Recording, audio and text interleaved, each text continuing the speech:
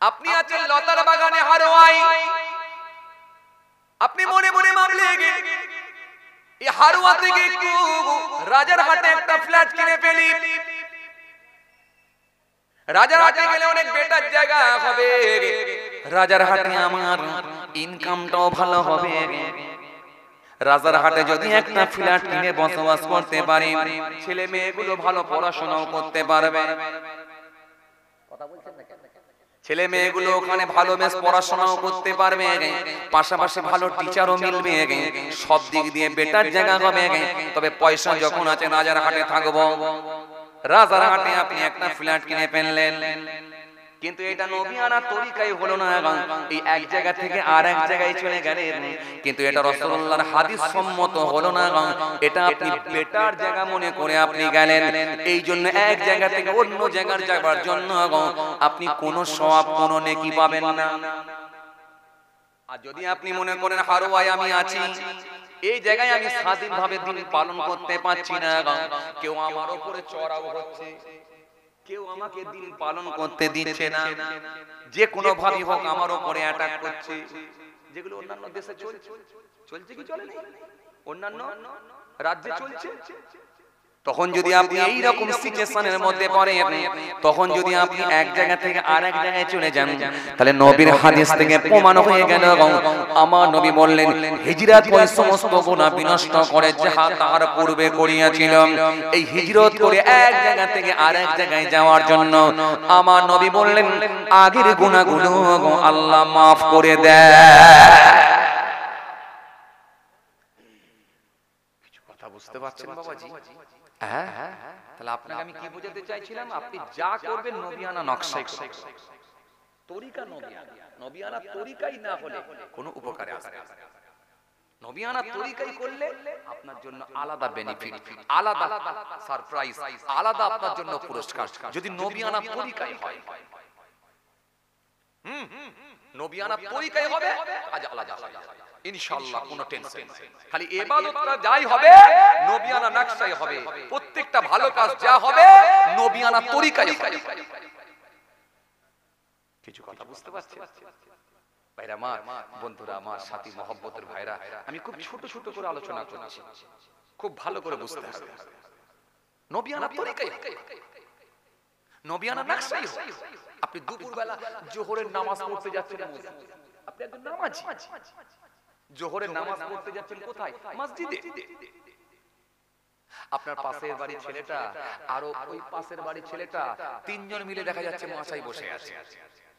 ছেলেটাকে একবার নক করুন, একবার চেষ্টা করুন, ছেলেটাকে বলুন বাবা ছেলে, হ্যাঁ কদিনের দুনিয়া, এই তো সব মানুষ পটাপট করে মরে যাচ্ছে, চলো না বেটা আজকে জোহরের নামাজটা একসঙ্গে পড়ি। এটা নক করুন, চেষ্টা করুন। হাদিস পাকের মধ্যে পাওয়া যায় ওই ছেলেটাকে বুঝিয়ে যদি আপনি মসজিদে নিয়ে যেতে পারেন, হযরত আবু হুরায়রা রাদিয়াল্লাহু তাআলা আনহু থেকে বর্ণিত একটা হাদিস এসেছে, আল্লাহ নবী সুন্দর করে বললেন তার ডাকে সাড়াদানকারী যে পরিমাণ সওয়াব পাবে, যিনি ডেকে নেক রাস্তা দেখিয়েছে তাকে আল্লাহ খুশি হয়ে গিয়ে ডবল সওয়াবের হকদার করবে। সুবহানাল্লাহ, জোরে বলতে পারেন না? প্রশ্ন আসবে হুজুর তাহলে আমাকে যদি ডবল দেয়া হয় তাহলে ও কি কিছুই পাবে না? ও যখন কষ্ট করে গেল ও কি কিছুই পাবে না? পাবে না? হ্যাঁ, ও কিচ্ছু পাবে না, আমাকে দুটো দেয়া হবে।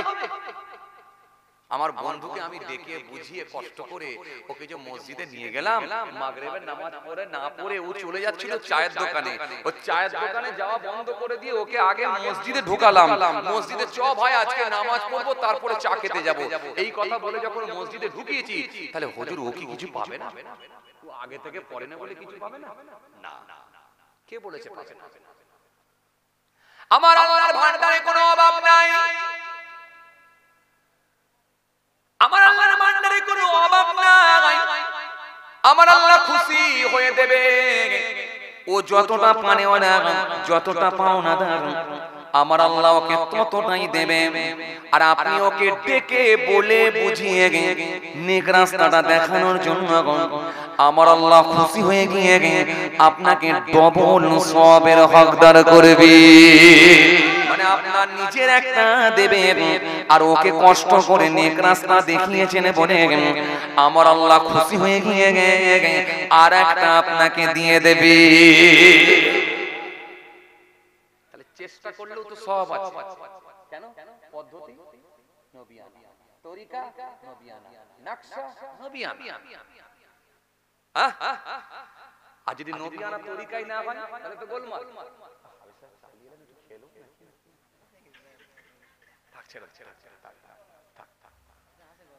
আচ্ছা তাহলে একটু খেয়ে নিবি, যারা কষ্ট করে নিয়ে এলো। আমার সে ওয়াজের ঝোঁকে থাকি তো কোন দিক দিয়ে সব টাইম চলে যায়, কথা বুঝতে পারছি। হাবিব সাহেব কষ্ট করে চাটা নিয়ে এলো, বুঝতে পারছো ভাইরা আমার? যে কথা বোঝাতে চাইছিলাম খুব খেয়াল করেন। তাহলে কি বোঝাতে চাইছি? নকশা হবে রাসূলুল্লাহ, তরিকা হবে নবিয়ানা। এবার যদি গোলমাল করেন, বড় লোকিয়ানা চাল মারেন, বড় লোকিয়ানা চাল বুঝেন? হ্যাঁ, কিরকম চাল বলেন তো? বড় লোকিয়ানা কিরকম? জুম্মার দিনে আপনি মসজিদ থেকে বেরোচ্ছেন, বিরাট চেহারা, বিরাট পয়সা, বিরাট চেহারা, বিরাট পয়সা, বিরাট ডিগ্রি, 3 বার হজ করেছেন। চিন্তা ভাবনা আলাদা হবে, কথা বলে না। আবার এলাকার টপ র্যাঙ্কের হাজী সাহেব 3 বার হজ করেছে, 6 বার উমরা করেছে, বিরাট ব্যাপার, পয়সাও আছে। এলাকায় বেরোলি সবাই হাজী সাহেব, হাজী সাহেব, হাজী সাহেব করে লোক জড়া হয়ে যায়। ভাবনা চিন্তা আলাদা। কি হলো? আপনি এই জুম্মার দিনে মসজিদ থেকে হাজী সাহেব বেরিয়ে আসছে, আর একটা বেচারা ছেলে, সে বেচারা এই মুদিখানা দোকানটা বন্ধ করে সবে মাত্র সেই তালা চাবি মেরে দিয়ে সাইকেলে চেপে উঠেছে, আর হাজী সাহেবের সাথে দেখা। কথা বুঝছেন না? হাজী সাহেব একেবারে সেখানে সুন্নাত নামাজ পুরো কমপ্লিট করে দিয়ে মসজিদ থেকে বেরিয়েছে, আর হাজী সাহেবের সাথে দেখা। এই ছেলে ওরে সর্বনাশ! তো হাজী সাহেবের তো পিকআপ আলাদা, পয়সাও আছে, পয়সাও আছে, সম্মানও আছে, ডিগ্রিও আছে, এলাকার লোকও মানে।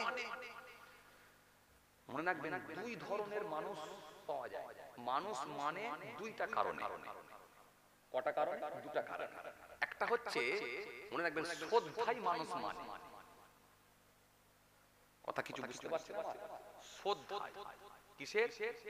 শ্রদ্ধা, ভালোবাসা, লোকটার কথাবার্তা, লোকটার ইবাদত, লোকটার নামাজ, লোকটার চলাফেরা আমাকে খুব ভালো লাগে, লোকটা খুব আল্লাহওয়ালা। এটা হচ্ছে অন্তর থেকে শ্রদ্ধা। এই শ্রদ্ধাই একটা ভালোবাসা, শ্রদ্ধাই মানুষ ভালোবাসে। আর একটা কি জানেন? চাপে পড়ে ভালোবাসে। এই চাপে পড়ে ভালোবাসাটা কিন্তু এর লংজিভিটি নাই। যেমন নেতাদেরকে লোক সামনাসামনি ভালোবাসে, এটা চাপে পড়ে, নালে মার খেতে হবে। কথা বলে না, এটা লেটে বোঝে না, নালে মেরে হেলবে, গ্রাম ছেড়া কথা বলছেন না। হ্যাঁ, তাহলে চাপে পড়ে ভালোবাসা আর অন্তর থেকে শ্রদ্ধাই ভালোবাসা, দুটো এক না। পীর আউলিয়া কেরামদেরকে মানুষ শ্রদ্ধা করত, অন্তর থেকে ভালোবাসতো, ভিতর থেকে ভালোবাসতো, শ্রদ্ধা। আল্লাহর ওলি, উফ, আমি এনার কাছে থেকে দেখেছি কত বড় আল্লাহর ওলি। আমি আজ না, আমি ইনার কাছে প্রায় 5 বছর আসা যাওয়া করছি, 5 বছর আসা যাওয়া করছি। উফ, জীবনে মুখ দিয়ে লোকটার গালাগালি দিতে দেখিনি, জীবনে কাউকে মিথ্যা বলতে দেখিনি, জীবনে ধার খেয়ে পয়সা না দিয়ে চলে যেতে দেখিনি। এই আল্লাহর ওলি, ইবাদত কি আমি আড়াল থেকেও ফলো করে দেখেছি, নিশ্চিতভাবে মানুষটা খুব ভালো, তার প্রতি আপনার একটা শ্রদ্ধা জন্মে গেল। কথা কিছু বুঝতে পারছেন? আসা যাওয়া শুরু হয়ে গেল। পীর আউলিয়া কেরামরা, যত আল্লাহর মাহবুব বান্দারা, যত পীর মাশায়েখরা, সব এইভাবেই তাদের প্রচার প্রসার হয়েছে। তাদেরকে ইউটিউবে প্রচার প্রসারও করতে হয়নি, ইউটিউবের যুগ ছিল না তখন। কথা বলে, ক্যামেরার যুগ ছিল না, ইউটিউবের যুগ ছিল না। আজকে দেখছেন না কিছু মানুষদের বেফাস মন্তব্য করছে মাইকে উঠে, ভাইরাল হয়, ভাইরাল। কথা কি হবে? কথা কি বলে? কি হবে? Viral, viral, viral, viral, viral. কথা বুঝছেন না? বাস গুপ করে আমরা একটা দিয়ে দেবে, বিরাট ভাইরাল। বাংলাদেশে দেখছেন, এই মুরব্বি, বাস ভাইরাল, ভাইরাল। খালি মুরব্বি বলে একবার বলেছে, ভাইরাল, ভাইরাল। এখন ওকে গিয়ে মিডিয়া বলছে, বলছে আপনি এরকম কেন বললেন? দেখ ভাই, আমি এরকম বলতে চাইনি। দেখো ভাই, আমি ওই মনে করে বলিনি, আমি লোকটা উঠে পালাচ্ছে খালি বলেছি, এই মুরব্বি এটা ঠিক হবে না, বসো। বলছি এইভাবে যে বলতে গিয়ে ভাইরাল হয়ে যাবো আমি জানবো কি করে? ভাইরাল কথা বুঝতে, তাহলে ভাইরাল হওয়ার সিস্টেম এখন অন্যরকম হয়ে গেছে।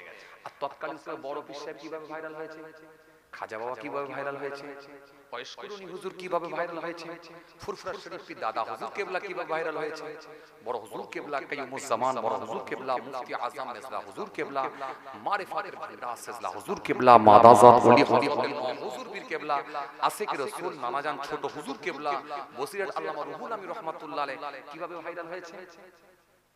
ভাইরাল তিনাদেরকে আল্লাহ নিজে করে দিয়েছে। তোমাদেরকে ইউটিউবে সোশ্যাল মিডিয়ায় পেপার পত্রিকায় দিয়ে ভাইরাল হতে হবে না। তোমরা আমার হয়ে গেছো, তুমি আমার হয়েছো, আমি আল্লাহর ওয়াদা আছে আমিও তোমার হয়ে যাব। ভাইরাল ভাইরাল ভাইরাল সবাই চেনে বড় পীরকে, সারা পৃথিবী চেনে, সারা পৃথিবী চেনে খাজা গরিবে নওয়াজকে। কথা বলো জি। এইভাবে আল্লাহদেরকে, আল্লাহ ওয়ালা মানুষদেরকে আল্লাহ ভাইরাল করে দেয়। যে একবার যায় জি সে আবার অন্যজনকে ডেকে ডেকে নিয়ে যায়। পীরনগর শরীফ আমার দাদা জান হুজুর কেবলাকে আমি দেখেছি, আমার নানা জান ছোট হুজুর কেবলাকে আমি দেখিনি, আমার নানা জান ছোট হুজুর কেবলাকে আমি দেখিনি, আমি শুনেছি নাকি তখন আমি বসতে পারতাম, সেই জাস্ট বসতে শিখেছি। আমার নানা জানকে আমি চোখে দেখিনি, তবে বসতে শিখেছি, মানে কি মনে হয় সে আমার কিছু আর মনে নেই। আমার আম্মাজান ছোট হুজুর কেবলার মেয়ে, আমার আম্মাজানের মুখে আমি মাঝে মাঝে গল্পগুলো শুনি। বলেন বাবা তোমার নানাজানকে যদি একবার দেখতে বুঝতে কি জিনিস আল্লাহ করেছে। আমার আব্বাজান ছোট হুজুর কেবলার জামাই, আব্বাজানের মুখে আমি মাঝে মাঝে শুনি কিছু ঘটনা, মাঝে মাঝে সত্যি চিন্তা ভাবনা কি আল্লাহ ওয়ালা মানুষদের, কি চিন্তাধারা আর পদ্ধতি কেমন, চলার পদ্ধতি কেমন, এই নকশাই তো আজকের দিনে মিলবে না। আমার আব্বাজান হুজুর কেবলার মুখে আমি শুনছিলাম, বললাম বাবা তোমার আব্বাজানের, তোমার নানাজানের কাছে এই নেতা এসেছে দোয়া নেওয়ার জন্য। তৎকালীন সময় নেতারা সব আসতো হুজুরদের কাছে, আউলিয়া কেরামদের কাছে আসতো দোয়া নেওয়ার জন্য, হুজুর একটু দোয়া করুন, আশীর্বাদ করুন, এই দোয়া নেওয়ার জন্য আসতো। কিছু কথা বুঝতে পারছেন? দোয়া নেওয়ার জন্য। হ্যাঁ আজকের দিনে তো সিস্টেম উল্টো হয়ে গেছে, এখন নেতাদের কাছে যেতে হয়, কথা বলেন উল্টো হয়ে গেছে। যাই হোক, তো নেতা আসছে হুজুরের কাছে দোয়া নেওয়া, সে তৎকালীন পিরিয়ডের কথা বলছি। তো হুজুরের কাছে খবর, হুজুর এই অমুক নেতা এসেছে আপনার কাছে একটু দোয়া নেওয়ার জন্য। ও আচ্ছা আচ্ছা আচ্ছা আচ্ছা, হুজুরের কাছে কোনো গুরুত্বই নেই, কে নেতা কে সাধারণ লোক কে চাওয়ালা, না সিস্টেম সবার জন্য সমান। এমনি কি আর হ্যাঁ, হুজুরের কাছে খবর গেল, হুজুর হুজুরের মতো সময়ে হুজুরের টাইমে হুজুর বেরোলেন বাইরে। বাইরে বেরিয়ে কোথায় নেতা আছে, মন্ত্রী আছে, কে এমএলএ কে এমপি কে বিডিও কে এসডিও সব না, হুজুরের বসার জায়গা সানের ঘাটে হুজুর গিয়ে বসে পড়লেন। কথা বুঝতে পারছেন? বসে বললেন, বসে পড়েছে হুজুর, হুজুরকে দেখেও তো সে নেতা চিনতে পারে, সে ভাবছে বড় পীর সাহেব মানে হুজুরের গেটআপ আলাদা হবে, ড্রেস আলাদা হবে, ভঙ্গিমা আলাদা হবে, স্টাইল আলাদা হবে, এ তো কিছু বুঝতেই পারে না। হুজুর একটা ফাটা ছেঁড়া একটা ফতুই পরে সানের ঘাটে বসে আছে। কথা বুঝছেন? লোকজন এসে হুজুরের খাদেম মুরিদরা ভক্তরা সব এসে হুজুর আসসালামু আলাইকুম, কেউ পায়ে হাত দিয়ে কদম বসি, হুজুর দোয়া করুন দোয়া করবেন। এখন নেতা জিজ্ঞাসা করছে হ্যাঁ পীর সাহেব কোনটা গো? বলে ওই তো যেটা বসে আছে। বলে ওই যে ফাটা ফতুইটা পরে বসে আছে, ছেঁড়া ফতুইটা জামাটা পরে ওইটা? বলে হ্যাঁ ওইটা। বলো কি ওটা পীর সাহেব? বলে হ্যাঁ। তো নেতা এসে গেল, হুজুর হুজুর ভালো মন্দ জিজ্ঞেস করে, হুজুর একটু আশীর্বাদ করবেন, একটু দোয়া করবেন, আমি এবারে ইলেকশনে দাঁড়াচ্ছি। হুজুর বললেন বাবা দেশের কাজ করো, দশের কাজ করো, মানুষের কাজ করো, আমি তোমার জন্য আশীর্বাদ দোয়া করছি, আল্লাহ তোমাকে বড় করুক। হয়ে গেল। হুজুর বললেন বাবা কই গো আমার খাদেমেরা কে আছে গো, এই একটু ডাব পেরে খাও না নেতাদেরকে, এটা সব ভালোবাসে আমার কাছে দোয়া নিতে এসেছে, ডাব পেরে খাও, ডাব পেরে খাওয়ানো, বাস খেয়ে নিয়ে চলে গেল। বুঝতে পারছেন আল্লাহ ওয়ালা লোকেদের নকশাটাই আলাদা। কথা বুঝতে পারছেন না? যে কথা বোঝাতে চাইছিলাম, তাহলে আপনি যখন গিয়ে বুঝতে পেরে গেলেন দুটো কি, একটা কি বলেছিলাম, একটা হচ্ছে মানুষ মানুষকে ভালোবেসে শ্রদ্ধা করে, আর একটা ভয়েতে চাপেতে মানে, এই চাপেতে মানে যেমন নেতাদেরকে মানুষ ভয়ে পড়ে মানে, ভয়ে পড়ে সামনেও বলছে চপ মুড়ি খাচ্ছে তখনও বলছে তোকে ভোট দেব, কথা বলে চপ মুড়ি খাচ্ছে গুড় মুড়ি খাচ্ছে তখনও বলছে তোমাদেরকে ভোট দেব, আর ভেতরে ঢুকে আলাদা জায়গায় মেরে দিচ্ছে। তার মানে আলাদা হয়ে গেলি আলাদা, এইটা স্থায়ী নেই, এই ভালোবাসার কোনো মূল্য নেই, এটা চাপে পড়ে।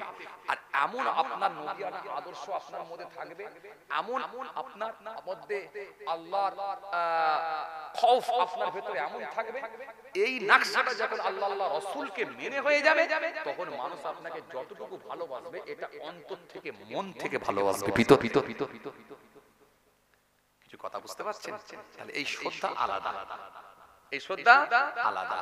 আর এটা যদি হয় ব্যাস, এটা লংজিভিটি আছে, এটার কি আছে? লংজিভিটি আছে। এই নেতার কথা বলতে গিয়ে আমার একটু ছোট্ট কথা মনে পড়ে যাচ্ছে, কথা বুঝতে পারছেন? মনে পড়ে যাচ্ছে কার? মনে পড়ে যাচ্ছে বড় পীর আব্দুল কাদের জিলানী রহমাতুল্লাহ আলাইহি হুজুরের কথাটা আমার একটু মনে পড়ে গেল। কষ্ট হচ্ছে কি আপনাদের? জোরে বলুন, কষ্ট হচ্ছে? মাশাআল্লাহ, আলহামদুলিল্লাহ। খেয়াল করেন, জি মনে রাখবেন, আমি আবার ওয়াজের পয়েন্ট যেখানে ছেড়েছি ওখানে এসে ঢুকবো, কিন্তু মনে রাখতে হবে আপনাদের। তো বড় পীর আব্দুল কাদের জিলানী রহমাতুল্লাহ আলাইহি আল্লাহ আল্লাহ মানুষদেরকে, আল্লাহর ওলি, আল্লাহর মাহবুবদেরকে আল্লাহ কিভাবে ভাইরাল করে, আমি এটা বলতে গিয়ে এতদূর চলে এসেছিলাম। বড় পীর আব্দুল কাদের জিলানী রহমাতুল্লাহ আলাইহি কে বড় পীর, যে বড় পীর সাহেব বলেন मैंने एक साल না খায়া না পিয়া না সোয়া, আমি এক বছর খাই না, পান করি না, ঘুমাই না। জোরে বলবেন না, আরো খুশি মনে বলবেন না। मैंने 40 साल ऐसा कि ওযু से सुबह की नमाज पढ़ा, আমি 40 বছর এশার ওযুতে ফজরের নামাজ পড়েছি। और 15 साल सारे रात एक पांव पर खड़ा होकर सुबह तक नसीब खत्म करता रहा। 15 বছর এক পায়ের উপরে দাঁড়িয়ে অপর পা তুলে নিয়ে, আবার এক পায়ের উপরে দাঁড়িয়ে অপর পা তুলে নিয়ে, এই রকম ভাবে আমি কোরআন শরীফ খতম করেছি। সুবহানাল্লাহ, এটা হচ্ছে বড় এত সহজ।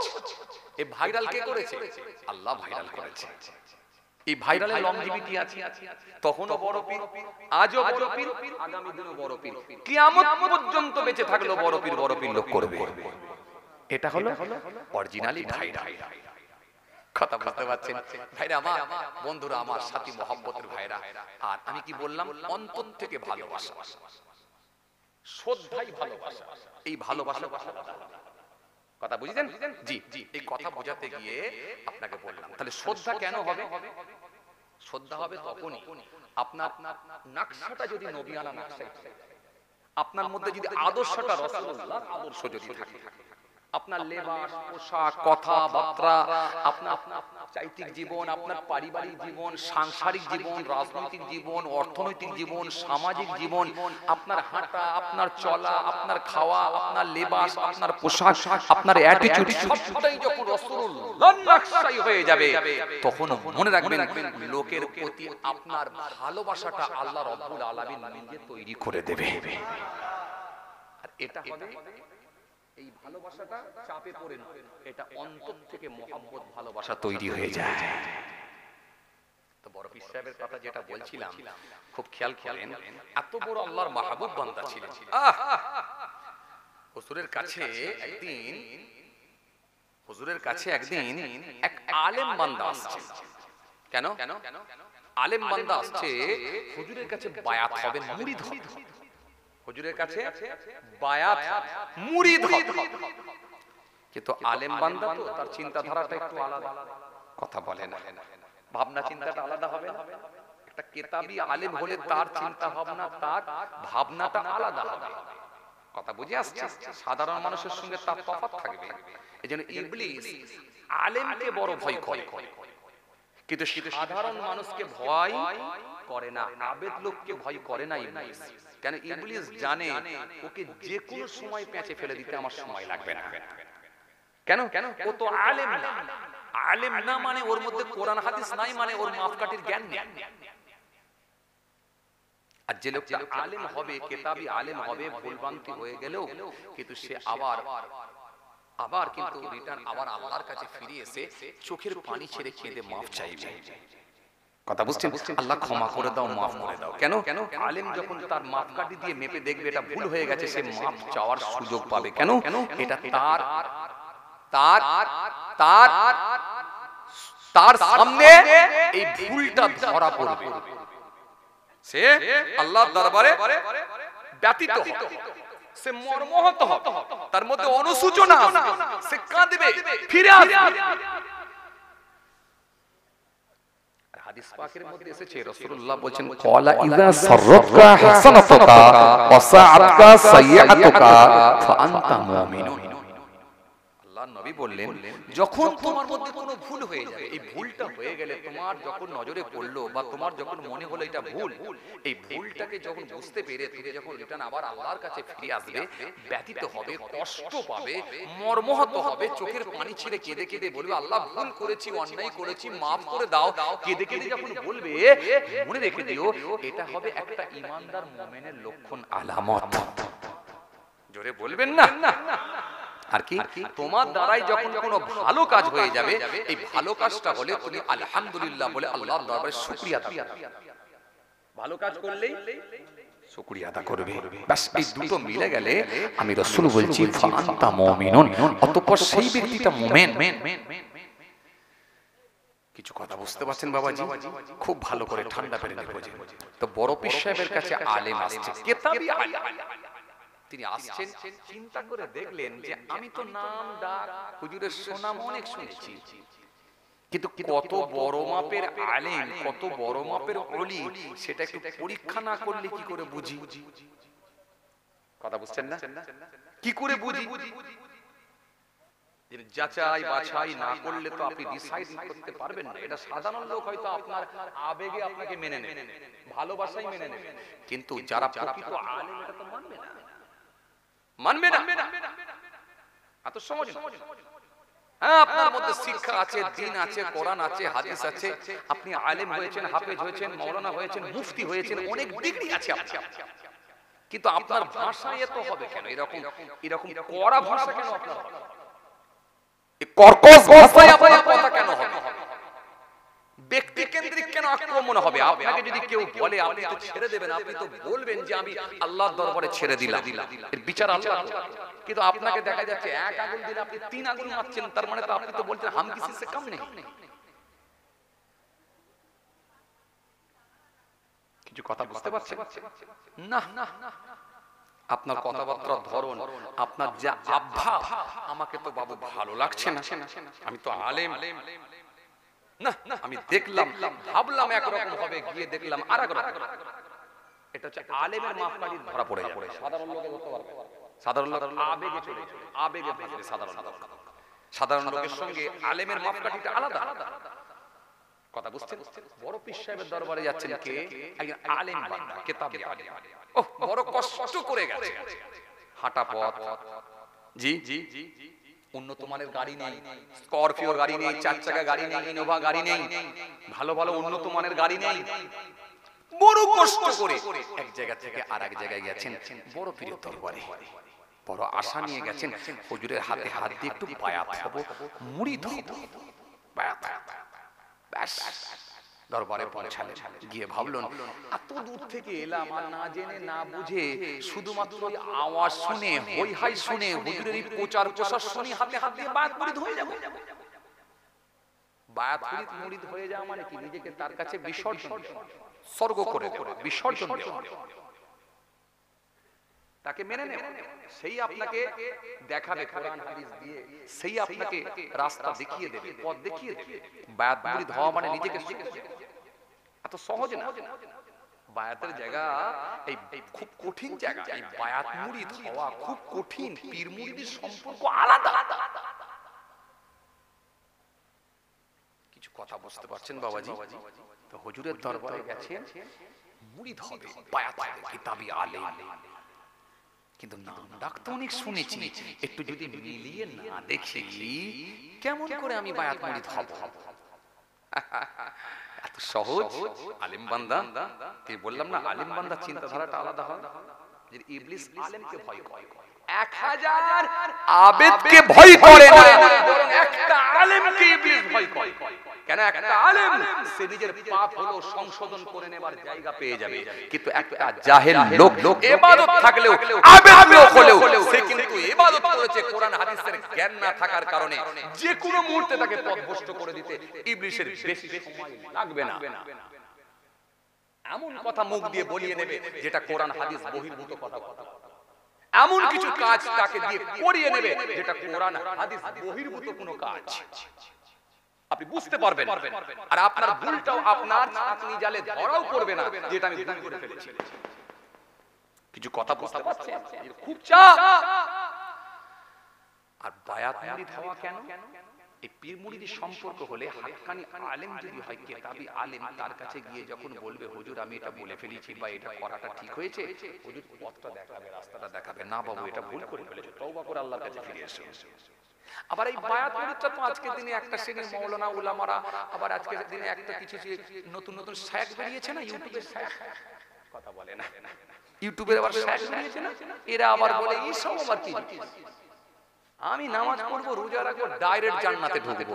না বাবা, তুই যদি মনে করিস যে ডাইরেক্ট তোর জন্য রাস্তা খোলা, বাবা যা, বাবা আমার আপত্তি নেই, যেতে পারলে যা, না অসুবিধা কি আছে, যেতে পারলে যা, আমার আপত্তি কি আছে, আমি কেন বলতে যাব না? আমি ঝগড়া বিবাদ অশান্তি পছন্দ করি না, কাদা ছুড়াছুড়িটাও আমি পছন্দ করি না, আমি কাউকে ব্যক্তি কেন্দ্রিক কোনো কটাক্ষ করি না, কারোর সঙ্গে আমার মনোমালিন্য ঝগড়াও নেই, আলহামদুলিল্লাহ সবার সঙ্গে সুসম্পর্ক।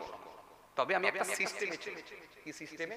যারা মনে করি যে হ্যাঁ এটা নবী বিরোধী কথা বলে, এ ওলি বিরোধী কথাবার্তা বলে, এর মধ্যে আমার কিছু মনে হয়েছে যে এই সিস্টেমের বাইরে চলছে, আমি তার সঙ্গে ওয়াজ করি না, জলসা করি না, ওয়াজ করি না, কিন্তু আমি ঝগড়াও করি না, ঝগড়া করার লোক আমি না, কিন্তু ওয়াজ করি।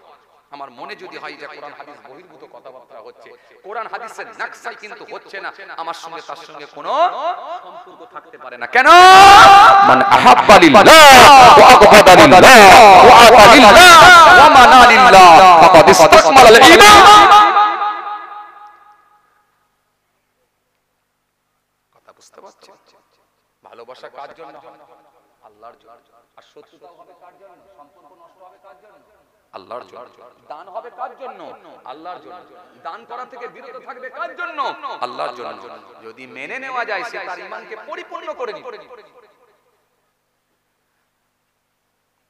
খেয়াল করেন, লক্ষ্য করেন, বড় পীরের দরবারে গেছেন কি একজন আলেম, মনে আছে আপনাদের? বাস যেখান থেকে ছাড়ছি ভালো করে খেয়াল করবেন, এর আগেও কিন্তু যেখানে ছেড়ে এসেছি আবার ওই দিকে যাব ফিরে। খেয়াল করেন, আলেম বান্দা হুজুরের হাতে হাত দেবে, এখন গিয়ে পৌঁছে, এখন দরবারে গিয়ে হাত দেখে পছন্দ হয় না, দেখে পছন্দ হয়নি, ভালো লাগে না, মনে মনে ভাবছে ভুল হলো নাকি, আমার এলাকার পীর সাহেবটাই তো মনে হয় ঠিক ছিল। কথা শুনছেন আপনারা? আমার এলাকার পীর সাহেবটাই ঠিক ছিল, আমি কি এসে ভুল করলাম নাকি? পছন্দ। হে তরুণিয়া নওজওয়ান জামাকেরা, হে আমার মুরব্বির বাবা রাসূলকে দেখি আল্লাহর আলেম বান্দা হুজুরের দরবারে যখন গিয়ে পৌঁছে গেলেন, হুজুরকে দেখে তার ভালো লাগলো না। হুজুরের হাতে হাত দিয়ে বায়াত হব, হুজুরের হাতে হাত দিয়ে মুরিদ হব, হুজুরের কাছে আমি তাসাউফের শিক্ষা নেব, এটা কিন্তু আমার ভালো লাগলো না। মনে হয় আমার এলাকার পীর সাহেব, মনে হয় আমার এলাকার হুজুরই মনে হয় ভালো ছিল। এখন মনের দিক দিয়ে সে বড় টেনশনের মধ্যে পড়ে গেছে, ভুল করলো নাকি? নাম ডাক অনেক শুনলুম, কিন্তু এই বিষয় এই হুজুর বায়াত হব কি হবে? এক কাজ করা যাক, আল্লাহর ওলি যদি হয় তার কিছু বাতিনি ব্যাপার থাকবে, সে আধ্যাত্মিক জগতের মানুষ হবে, কিছু কথা শুনছেন? আধ্যাত্মিক জগতের মানুষ হবে, বাতিনি একটা দিক আছে। ইলমে লাদুন্নি যারা হাসিল করে তাদের কানেকশন, সম্পর্ক আল্লাহর সঙ্গে হয়ে যায়। জোরে বলতে পারেন না? আরো জোরে হয় না? কোরআন শরীফের মধ্যে আল্লাহ বলেছেন, ইয়া আইয়ুহাল্লাযীনা আমানু তাকুল্লাহ ওয়া কুনু মা'আস সাদিকিন। এই বান্দারা, তোমরা আমি আল্লাহকে ভয় করো আর সত্যবাদী যারা হয়ে গেছে আমার মাহবুব বান্দা, তাদের সঙ্গী তোমরা হয়ে যাও। আল্লাহর ওলিদের একটা আধ্যাত্মিক জগতের মানুষ যারা হবেন, ইলমে লাদুন্নি যারা হাসিল করবেন, তাদের কানেকশন, সম্পর্ক আল্লাহর সঙ্গে হয়ে যাবে। দেখা একটু টেস্ট করে বায়াত নিতে হবে। হে তরুণী নওজওয়ান যুবকেরা, ইয়া মাই মুরব্বির বাবা রাসূলের কিতাবের মধ্যে পাওয়া যায় আল্লাহর আলেম বান্দা হুজুরকে গিয়ে বললেন, হুজুর সালাম দিলেন, হুজুর বিয়াদবি নেবেন না, বহু পথ অতিক্রম করে এসেছি হুজুর, হুজুর আপনার কাছে এসেছি হুজুর, আজকে রাতটা আমি থাকতে চাই, আজকে রাতটা আপনার দরবারে থাকবো, হুজুর আপনি যদি অনুমতি দেন, আপনি যদি হুকুম দেন, তাহলে আপনার দরবারে আজকে রাতটা থাকবো। আল্লাহ যারা মাহবুব বান্দা হবে কি বলবে যে না বাবা চল যাও, এটা কখনো বলতে পারে? কত সহজ। মেহমান এলে বরং খুশি হবে, সে মেহমানকে একেবারে নিজের কাছে করে নেবে। মেহমান এসেছে মানে তার আন্তরিকতা বেড়ে যাবে, মহব্বত বেড়ে যাবে। জি মুসা কালিমুল্লাহ একবার জিজ্ঞাসা করেছেন, আল্লাহ কিসে আপনি খুশি হন? যখন কোনো মানুষের উপরে খুশি হন আপনি কি দেন? বুঝবো কি করে যে আপনি খুশি হয়েছেন? আল্লাহ বলে, শোনো, এক নম্বরে কি জানো? এক নম্বরে আমি যখন কোনো ব্যক্তির উপরে খুশি হই, তার বাড়িতে একটা কন্যা সন্তান পাঠাই, একটা মেয়ে সন্তান জন্মগ্রহণ করে। জোরে বলবেন না? আর মেয়ে হলে আমরা কিছু মানুষ বেজার, নাক সিটকাই, এই মুখ সিটকাই না, কথা বলে। সেদিন এক জায়গায় কোথায় গেলাম, বলছে হুজুর একটু মেয়েদেরকে নিয়ে বলবেন। আমি কি সমস্যা? বলে মেয়ে হলে যেন এই এলাকার মানুষগুলো, হুজুর সব বলছি এলাকার মানুষগুলো যদি মেয়ে হয়ে যায়, বাড়িতে যদি মেয়ে হয়, এত তারা অসন্তুষ্ট হয়, এত রুষ্ট হয়, তাদের মধ্যে যেন মেয়ে হয়েছে মানে বিরাট বেজার, যেন কি একটা ভুল কাজ হয়ে গেছে। তওবা তওবা তওবা আস্তাগফিরুল্লাহ। মহিলা দরকার নাই, মেয়ে দরকার নাই। মা আয়েশা সিদ্দিকা রাদিয়াল্লাহু তাআলা আনহাকে জিজ্ঞাসা করা হয়েছিল, মা হুজুর আম্মাজান মেয়েরা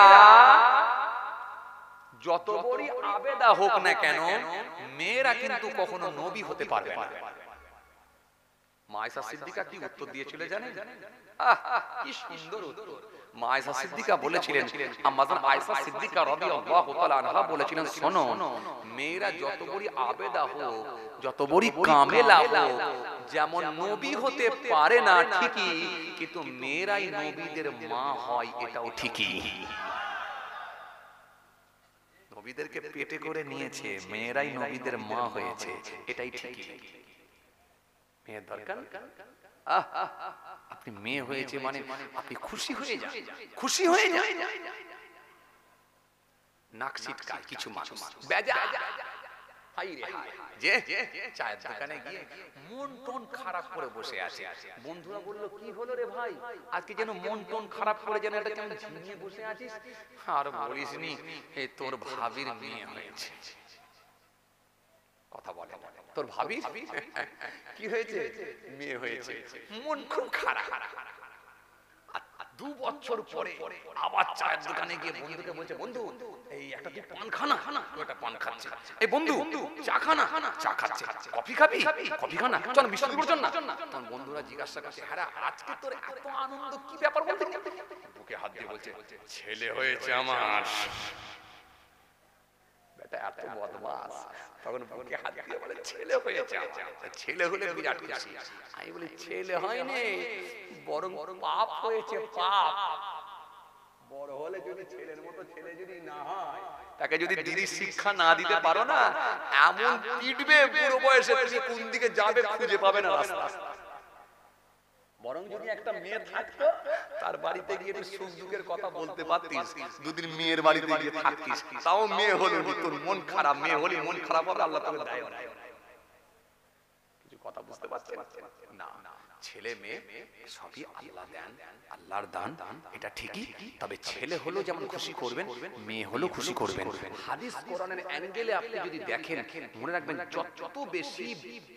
যত বেশি গুরুত্ব দেওয়া হয়েছে এবং যত বেশি কথা বলা হয়েছে এটা মেয়েদের সম্পর্কে, মেয়েদের সম্পর্কে, কন্যা সন্তানের পক্ষে হাদিস কোরআন বলা হয়েছে, একবারও কিন্তু ছেলের পক্ষে বলা হয়নি, বরং সব কন্যা সন্তানের পক্ষে বলা হয়েছে।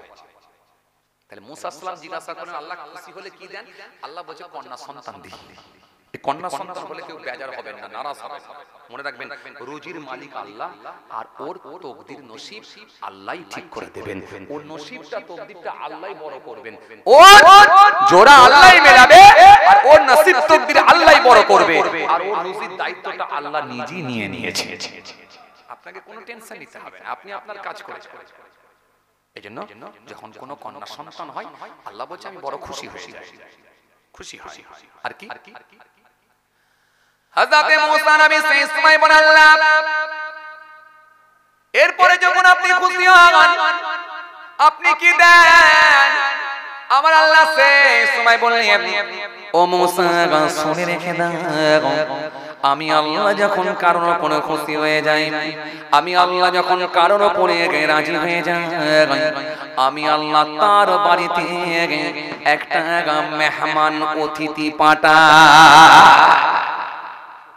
আর মেহমান এলো আমরা বেজা, কিছু লোক আছে না দুপুর বেলা চলে এলো, আর কি করি বলো দেখিনি, একটা ফোন টোন করে এলোনি, একটা ফোন টোন করাও তো উচিত ছিল। এ লোক না সত্যি পেরেশান করা ছাড়া অন্য কিছু নাই। বাজার কথা বলছেন না আছে না? আরে কি হয়েছে দুপুর বেলা, তো কি হয়েছে?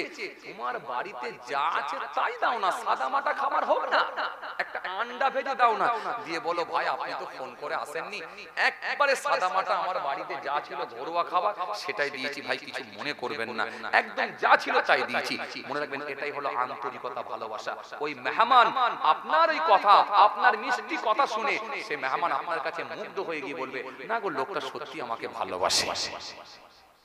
আর কিছু লোক আছে দেখবেন ভালোবাসা অন্যরকম ভালোবাসে, সেটা অন্তর থেকে নয়, সেটা হচ্ছে মুখে ভালোবাসা। সেটা কেমন? দরজার বাইরে চলে গেল, ভাই একটু খেয়ে গেলে হতো তো। কথা বলছেন না কেন? আছে না কথা বলে, দরজার বাইরে হাত ধরে বার করে দিয়ে ভাই চলে যাচ্ছেন না খেয়ে, মনটা খুব কষ্ট হচ্ছে ভাই, এই একটু খেয়ে গেলে ভালো ভালো। বদমাশ বেয়াদব, এতক্ষণ ঘরে ছিল, 1.5 ঘন্টা গল্প করলো, এক কাপ চা দিল নি, আর দরজার বাইরে গিয়ে বলছে খেয়ে গেলে হতো। তার মানে এ বুঝে নেবেন এ আপনাকে ভালোবাসে না, এ মন থেকে ভালোবাসে না, শুধুমাত্র অভিনয় করছে, নাটক করছে, ফর্মালিটি মেইনটেইন করছে, নিয়ম মেইনটেইন করছে, এ কিন্তু আপনাকে অন্তর থেকে ভালোবাসে না। আর যে লোকটা দুপুরবেলা সাদা ভাত, আলু ছানা, ডাল, একটু সাদা তরকারি নিয়েছে, একটু ডিম ভেজে নিয়েছে আপনাকে দিয়েছে, সে মন থেকে ভালোবেসেছে না, হাত ধরে বসিয়েছে না, খেয়ে যেতে হবে, না খেলে আমি যা ছাড়বো না, তোমার বাড়িতে গেলে কি তুমি দুপুরবেলা ছেড়ে দিতে আমাকে?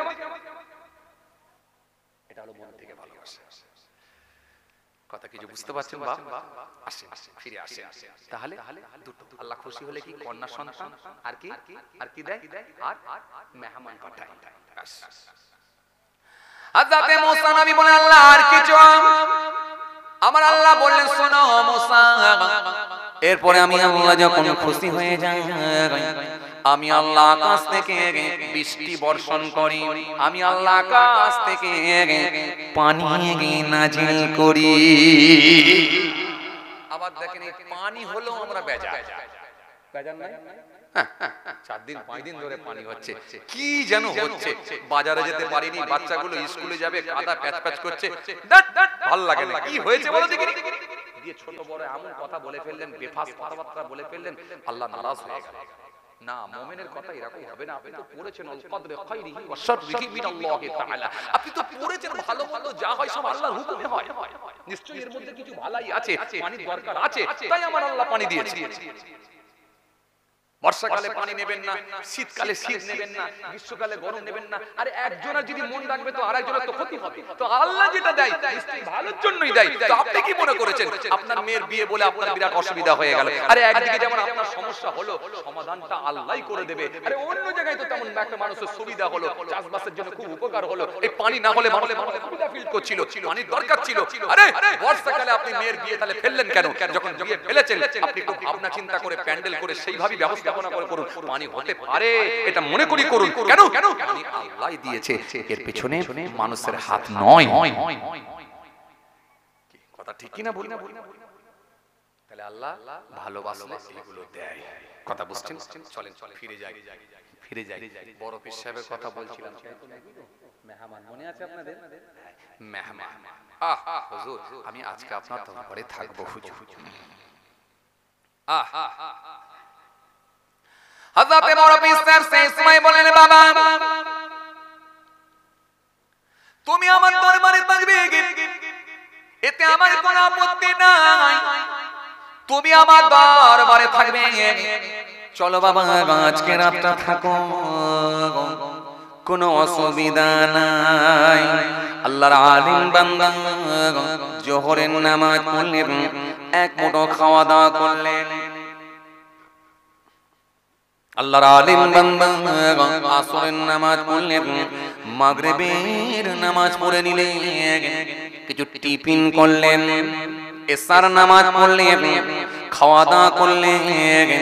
আস্তে আস্তে রাত বেড়ে যায়, গভীর রাত হয়ে যায়। এশার নামাজ পড়ে খাওয়া দাওয়া করে মনে মনে ভাবলেন,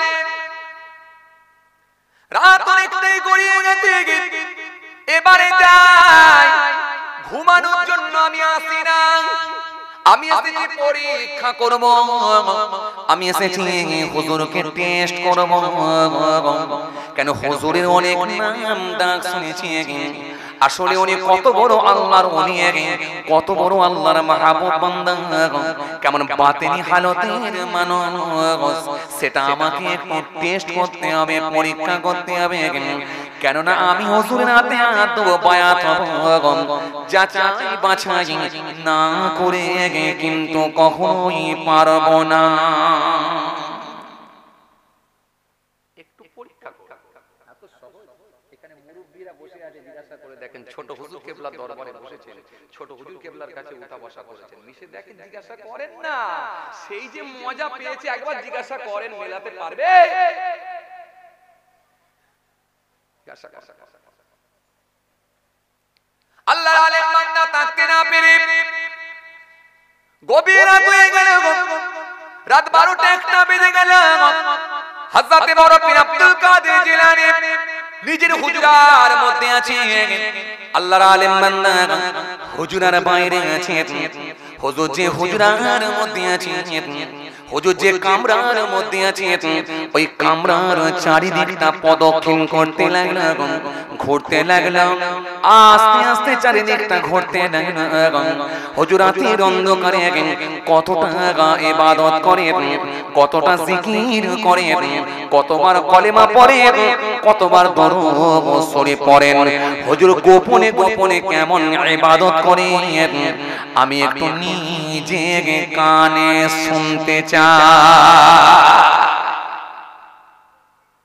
কেন আল্লাহর যারা আলেম বান্দা, আল্লাহর যারা ওলি বান্দা হবে না, গোপনে ইবাদত থাকবে। থাকবে কি থাকবে না? থাকবে। কেন? আধ্যাত্মিক জগতের মানুষ যারা হবে, তাদের মধ্যে যাদের মধ্যে ইলমে লাদুন্নি থাকবে, তারা তাদের এই আলাদাভাবে আল্লাহর সঙ্গে যে ট্রানজাকশন সম্পর্ক, এটা কিন্তু উজ্জ্বল থাকবে, মানুষ জানবে না। মানুষ জানবে না।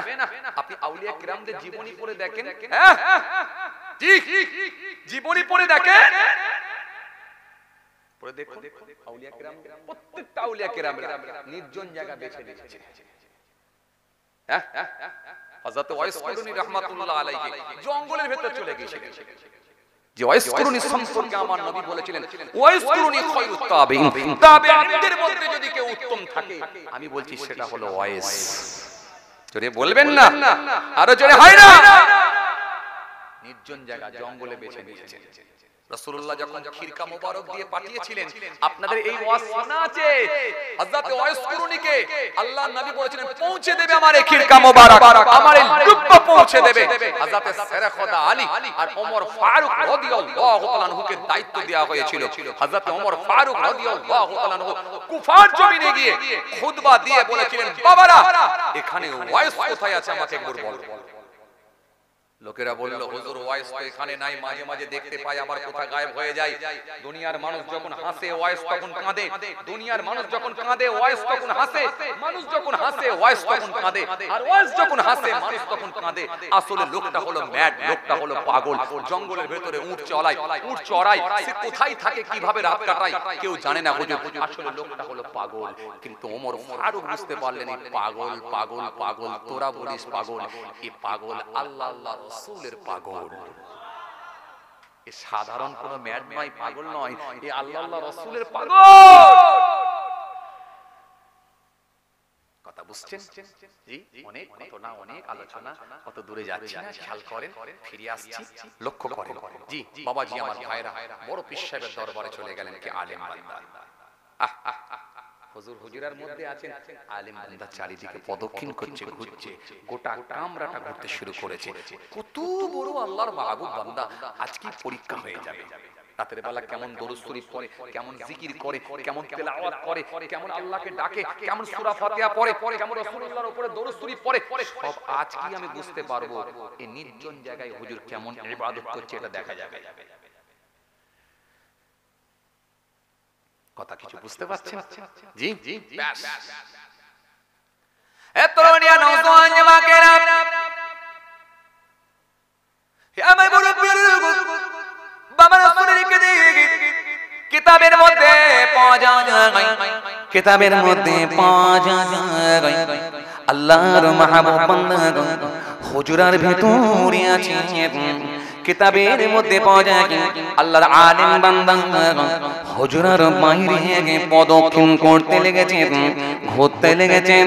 হুজুর কতটা জিকির করেন, কতটা তাসবিহ পড়েন, কতটা দরুদ শরীফ পড়েন, কতবার তেলাওয়াত করেন, নিজে কানে আমি শুনতে চাই।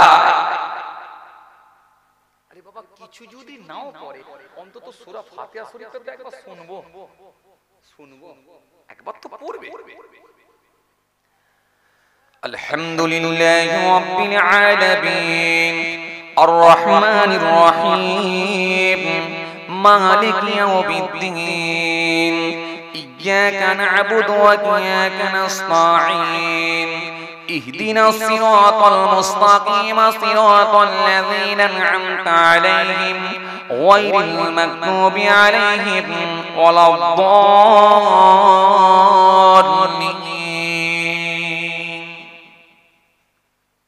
সূরা ফাতিহাটা শুনবো তো, এত কষ্ট করে এলাম, একেবারে যাচাই বাছাই না করে হাতে হাত দেবো? বললাম না আলেমের মাপকাঠি আলাদা হবে। ব্যাস, এত রিয়া নওজোয়ান জামাকেরা,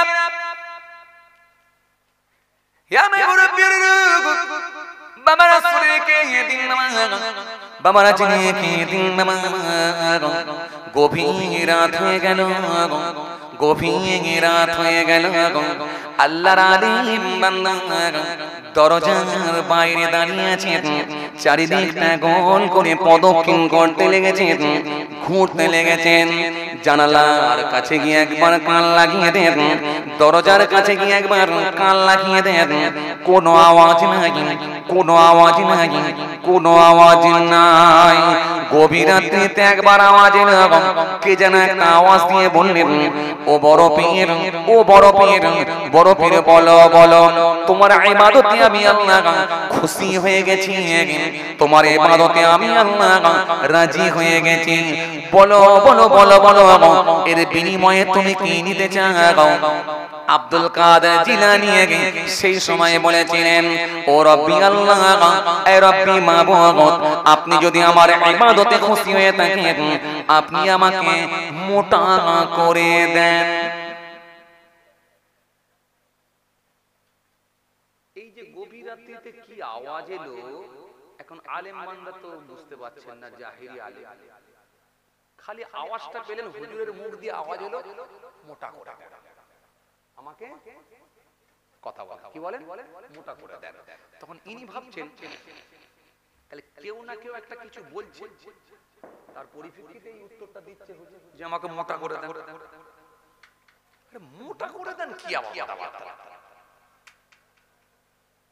কিছু বুঝতে পারছি না, বহুত কনফিউজের মধ্যে পড়ে গেলাম। যা মোটা করে দেন, আসলে যে এটা কি বোঝাতে চাইছি, এই আবার কি মোটা হবার জন্য বলবে কেন? সকাল হবে চলে যাব, আমার গ্রামের বিশ্বাবি ঠিক আছে বাবা, দরকার নেই, কষ্ট করে এসেছি, সময় নষ্ট করে লাভ নেই, ফিরে চলে যাব। ফজরের নামাজ পড়ে নিলেন, আল্লাহর আলেম বান্দা ফজরের নামাজ পড়ে নিলেন, ফজরের নামাজ কানা আদায় করে আল্লাহর আলেম বান্দা বড় চিন্তিত হয়ে পড়েছেন, বড় টেনশনের মধ্যে পড়ে গেছেন।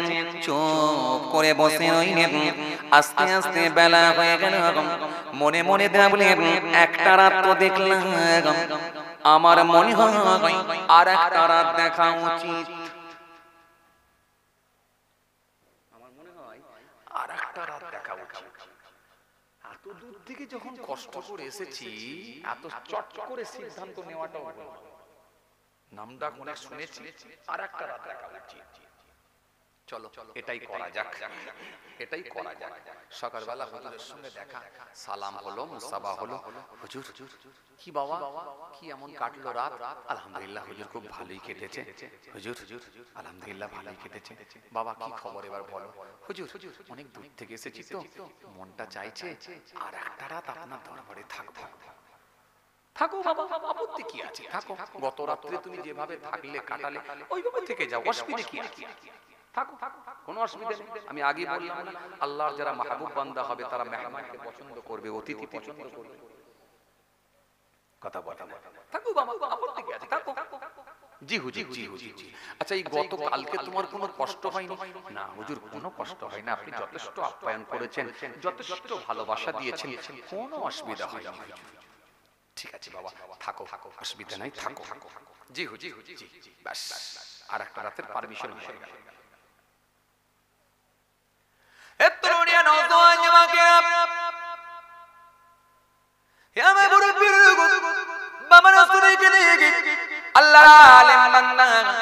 জোহরের নামাজ খানা আদায় করলেন, এক মুঠো খাবার খেলেন, খাওয়া দাওয়া করে নিলেন।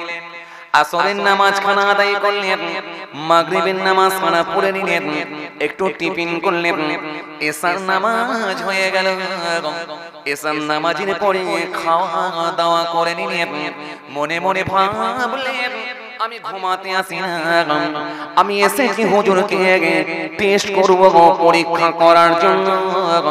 সুতরাং ঘুমালে সব বেকার হয়ে যাবে, আজকে রাতটাও আমাকে পরীক্ষা করতে হবে। হুজুর কত বড় আল্লাহর ওলি বান্দা, কি দরজার মানুষ, এটা আমাকে আজকে নিজে কানে শুনতে হবে। একই কথা কিছু বুঝতে পারছেন? একভাবে এশার নামাজের পরে আল্লাহর মাহবুব বান্দা নিজের হুজরার মধ্যে চলে গেছে, নিজের কামরার মধ্যে চলে গেছে। আল্লাহর ওলি বান্দা চলে গেছে, আল্লাহর আলিম বান্দা থাকতে না পেরে দরজার বাইরে ঘুরতে শুরু করলেন। গোটা কামরাটা প্রদক্ষিণ করতে লাগলেন, ঘুরতে লাগলেন, আর মাঝে মাঝে দরজার কাছে গিয়ে নিজের কানটা একবার লাগিয়ে দিলেন। হুজুর কতটা জিকির করে, কতটা তাসবিহ পড়ে, কতবার আল্লাহ আল্লাহ আল্লাহ আল্লাহ করে জিকির করে, কতবার শুধু কোরআন শরীফ তেলাওয়াত করে, সূরা ফাতিহা শরীফ পড়ে, দরুদ শরীফ পড়েন। আমি আল্লাহর আলিম বান্দা নিজে কানে এটা শুনতে চাই, আমি নিজে কানে শুনতে চাই। হুজুর কেমন ইবাদত করে, লোকের বলা কওয়া ওটা আমি বিশ্বাস করব না, আমি নিজে কানে শুনবো, পরীক্ষা করব। গভীর রাত হয়ে গেছে, দরজার বাইরে হুজরার বাইরে গোটা গুজরার বাইরে আল্লাহর আলেম বান্দা প্রদক্ষিণ করতে লেগেছেন। আস্তে আস্তে গভীর রাত হয়ে গেল। গভীর রাতে একটা আওয়াজ লাগলো, ও বড় পীর আব্দুল কাদের জিলানী, তোমার ইবাদতে আমি আল্লাহ বড় খুশি হয়ে গেছি, আমি আল্লাহ বড় রাজি হয়ে গেছি। বলো বলো তোমার ইবাদতে আমি আল্লাহ খুশি, বলো বলো এর বিনিময়ে তুমি কি নিতে চাও? আল্লাহর আলেম বান্দা সেই সময়ে বলেছিলেন, ও রব্বি আল্লাহ, ও আমার মাবুদ, আপনি যদি আমার ইবাদতে খুশি হয়ে থাকেন, এর বিনিময়ে আপনি আমাকে মোটা করে দেন। গত রাত্রিও যে আওয়াজ, পরের রাতে কথা বলে না, পরের রাতে সেই আওয়াজ, একই আওয়াজ, দুরাত হয়ে গেল। দুরাত কেটে যাওয়ার পরে আল্লাহর বান্দার মনটা বড় খারাপ হয়ে গেল। না না আর না, সকাল হবে, বাড়ি আমি চলে যাব। ফজরের নামাজ খানা পড়ে নিয়ে ফজরের নামাজ খানা পড়ে নিয়ে একটু চিন্তা করলেন, চুপ করে বসে রইলেন। 3 বার তো এখনো হয় না। দুরাত দেখেছি, আমার মনে হয় ইসলামের প্রত্যেকটা কাজ, ইসলামের ভালো কাজগুলো 3 বার করে করার হুকুম। সুতরাং আমার মনে হয় আর একটা রাত দেখা দরকার। এটা তো দুরাত হলো, আর একটা রাত দেখলেই মনে হয় ফায়সালা হবে।